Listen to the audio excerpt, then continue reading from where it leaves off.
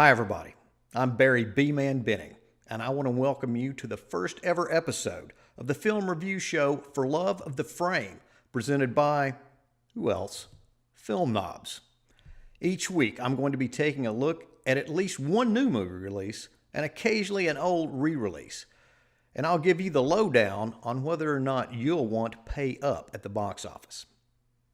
All right, now we've got all that introductory baloney out of the way. So I'm happy to tell you that for the first film we'll ever discuss on the show, it's going to be Halloween, David Gordon Green's continuation of John Carpenter's touchstone 1978 movie of the same name. I'm happy for several reasons, not the least of which is that I finally get to say what I wanted to say after 40 years, which is they finally made a decent sequel to Halloween. No offense to any of you out there who are going to defend H2O or, God forbid, any of the other ones. But the hard truth is, they've all been various shades of bad until now. Okay, here's the setup. It's 40 years later after that violent, fateful Halloween night in Haddonfield, Illinois, where Michael Myers brutally murdered several people and attempted to murder babysitter Laurie Strode after escaping from Smith's Grove Sanitarium. Well, now he's back in Smith's Grove, and we've learned he's been there ever since he was captured the morning after his murder spree. So two podcasters arrive at the facility to talk to Michael's doctor and hopefully to Michael himself, since he's going to be the subject of their new show. I will say that the scene where they first get to see him is actually one of my favorite scenes in the entire movie. The original scene that was written was set all the way back to the original Halloween night, but it was going to end up putting this version over budget. I think the scene they did end up shooting was probably as good of an opener as they could have hoped for. Anyway, these podcasters decide to visit Laurie to see if they can get maybe something more out of her. Turns out that all these years, she's been in prison too, trapped by the thought of Michael returning. And she's confined herself, for the most part, in a fortified house of her own making. Her obsession with Michael has cost her marriages and even custody of her own daughter along the way. Laurie has dropped off the grid, become sort of a doomsday prepper, with the distinction that she's actually looking forward to her day of reckoning.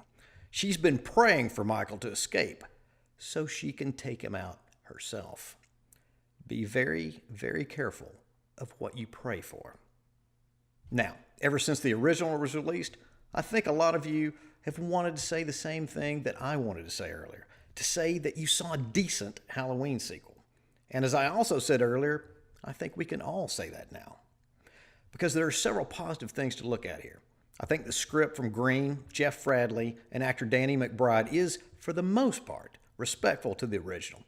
And even though, to its great credit, it ignores totally the timeline of any of the other sequels or remakes, it does manage to slip in some pretty sly references to ideas and things that happen in those sequels. So, if you're one of the outliers who actually like one of those movies, well, you can enjoy that. The entire cast is certainly game, including relative newcomer Andy Manichak as Laurie's smart, sensitive granddaughter, Allison, and Will Patton as the determined Officer Hawkins. Patton actually got to go back to his hometown of Charleston, South Carolina to film this.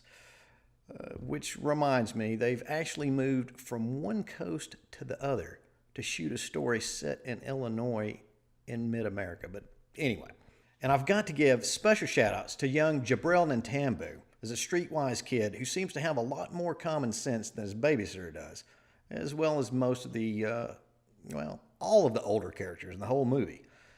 And one more special shout out to Toby Huss, who plays Laurie's son-in-law, Ray, because he's the Wiz, and nobody beats the Wiz. Of course, the real standout is Curtis, who morphs very convincingly from the virginal, innocent teenager of the original movie to the world-weary, paranoid, and prepared grandmother here. Curtis is going to turn 60 next month, and she's always seemed to stay in pretty good shape throughout her entire career. And she appears perfectly capable here of handling the extreme physicality that her character has to exhibit. I also think you can see and feel the energy that has to be coming from the satisfaction of finally being in a Halloween project that does some justice to her character and to the entire mythology Carpenter created. Now, technically, the movie is fairly accomplished. There's some good moody cinematography from Michael Simmons, who uses a subdued color palette that kind of helps evoke the 70s era horror movies and gives off a you are there vibe. The editing is mostly effective, at least during the more action-filled scenes, and there's some sure-handed direction from Green. The movie isn't over-stylized. He seems to know well enough to stay out of his own way for the most part. So, like I said, I'm happy to say it's a decent sequel, continuation, whatever term you want to use. However, I wish I could say it was a great sequel, or even a very good sequel, and that I'm afraid I cannot say. While this Halloween certainly has its pluses, some of which I just mentioned, it also doesn't satisfy the way or to the extent that I wanted it to. It's almost like the principals involved here were maybe a little too reverential to the original, too afraid to put at least a little of their own personal stamps onto the story. And maybe that's due in part to how poor all of the sequels were, and they were just too afraid to steer that far from the original. But whatever the case may be, there's just a safeness to this project. It goes about telling its story with the calm, cool efficiency of a businessman who knows how to do his job, but lacks any real passion or heart in doing it. It's efficient, even satisfying to a certain degree, but it's more of a case of a job well done than saying a well done job, and there's a distinction there, at least for me.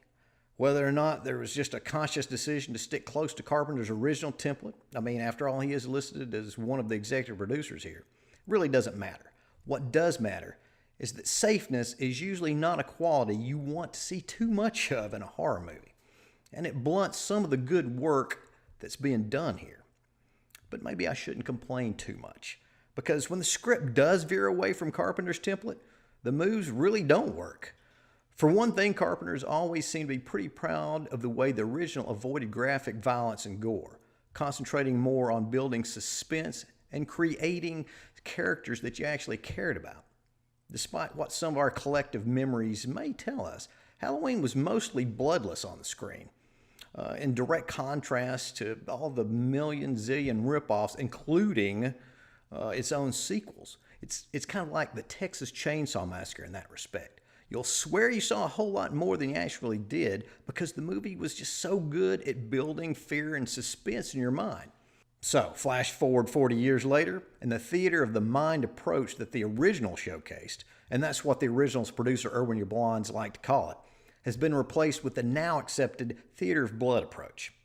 And while you can argue that this version does show some restraint in that department, at least in comparison to all the other horror movies being produced right now, there are a couple of shots that are so jarringly graphic that they simply draw attention to themselves, and it took me right out of the story, at least momentarily. And as far as building characters go, well, there are two new major characters introduced here. Laurie's daughter Karen, played by Judy Greer, and her granddaughter Allison, that I mentioned earlier. Now, Greer is an actress that I have always admired. She can do just about anything that's asked of her. But she feels wasted here in an important part, or what at least should be an important part. It's just very underwritten. And some of Toby Huss's action as Greer's husband Ray seem a bit peculiar, very unmotivated. Allison, the granddaughter, gets much more attention in the script, but that role never really builds up or pays off the way you feel that it should. But the biggest problem with the script, at least for me, lies in the decision that I won't be specific about. It's a plot decision, but it seems so ludicrous that, I imagine if you were in the theater with me, you could have actually heard my eyes rolling in my head when it came up.